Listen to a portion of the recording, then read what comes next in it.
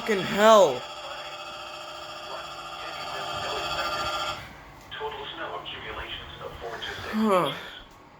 Where? Peoria and Woodford counties. When? From 7 p.m. this evening to 10 a.m. Friday. The following impacts are expected. Travel could become difficult. Expect snow-covered roads for the Friday morning commute. If you must travel, keep an extra flashlight, food, and water in your vehicle in case of an emergency. The latest road conditions for Illinois can be obtained on the internet at www.gettingaroundillinois.com.